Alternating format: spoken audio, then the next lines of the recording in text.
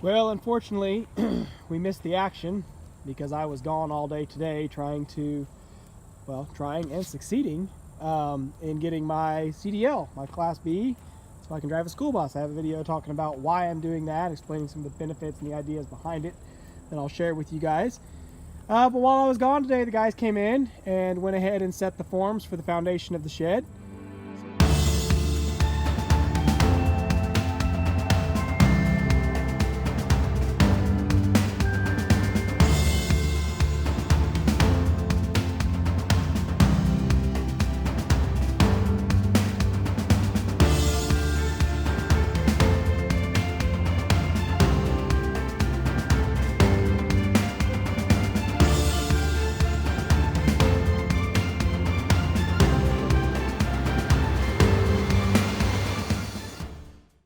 So this is going to be our 30 by 40 metal building that we're putting up for my wife's cabinet shop.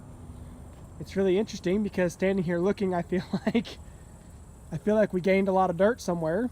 I'm trying to figure out exactly where it came from because I feel like the area is way bigger than it was. Maybe it's not. I'd always kind of just, kind of halfway measured off, but I felt like we were going to be more crowded on the tree line and that we were going to be sticking further out here towards the clearance, but we're not going to be. And again, you can see now the top of the forms are going to be the top of our concrete for the floor of the shed. So we were a little concerned about, obviously, if we get a major flood, the risk of the shop flooding. But again, we just had Tropical Storm Imelda a couple of weeks ago, and that was a really good test positive for us as far as making sure that there wasn't any really substantial risk, because in Imelda the water barely came up here to the edge of the old berm, and so now we're going to be a solid 6 inches above that, even with solid concrete. So there's no risk of flooding.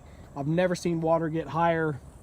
We've never had water, even in like I said, even in Hurricane Harvey, we did not have water all the way out across this flat. It just doesn't come that high. The higher it gets, the faster it flows away. So that makes me really happy. Anyway, today's tasks, the guys were here this morning, started getting everything formed up and laid out. So they've got the form set, they've got plastic stretched over the most of it. They did bring in their pier drilling auger and their bell-bottom tool, but they haven't actually augered out the piers yet. And they started tying cages. So we've got our cages tied for the beams. We're doing a 12 by 16 grade beam. Other people would call that a footer. But we're doing it as a grade beam because we're not really doing true footers here. We don't have a concrete wall sitting on top of it, so we don't need that width of a footer.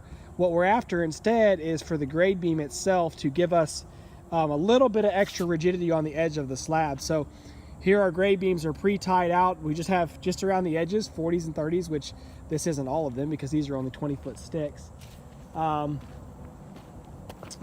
And we started tying. They've got one cage tied for the piers, which this is actually too long. That'll actually be cut more in half. And it looks like, Jesus, I feel like I'm really low on, I feel like they totally ran out of number 5 already and have a lot of extra number 4. So I'm gonna have to get with my concrete guy and ask him about that. There's a couple sticks of number 5 left in here. I feel like there's a bunch of number 5 missing. I don't like that because that means I'm going to have to pick up more. I'm wondering if I did something silly and I only bought enough to go. Oh, oh, wait a second. There is all the beams here. Sorry. There's two cages. There's another 2 there and 1 there. Okay, so there are enough. Sorry. I thought I just counted 4, but there's actually 6, 7 there. So maybe that is all of them. All these mosquitoes are getting after me more. So anyway, this is just your little update, progress report on it. I'm not sure what they're going to come back and do tomorrow. I'm not sure if they are either, because I think we're supposed to get some rain overnight. So we just have to see how that plays out. We've got a little bit more plastic to stretch. I've got the duct tape in the house to seal up all the seams, but we obviously have plenty of plastic to complete it, which is good. I didn't actually have to go buy any plastic. I had a big roll of plastic that my concrete guy, my neighbor, he gave me the big roll of plastic when he came and did our patio. He brought it over here for the patio and then decided he didn't need it. He just left it here, so got to use it after all this time. So that was a little free perk on doing this job. But anyway, everything's set up good. It's really cool to see the forms finally set, see the grade beams dug out.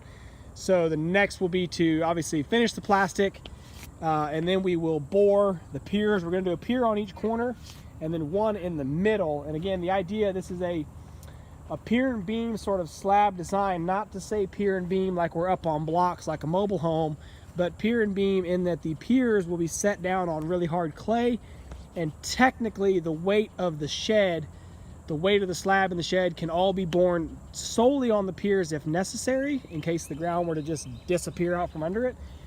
Of course, that's never going to happen, but that's by the design. So that's why we have these really big, rigid grade beams that are designed to carry the weight of the shed and transfer it to the piers to then transfer it down to the good hard clay. So this upper soil that we have on top here isn't as critical as far as its compaction and its properties. So anyway, more to come on this. Just wanted to give you this first little update on getting things set up for the new wood shop.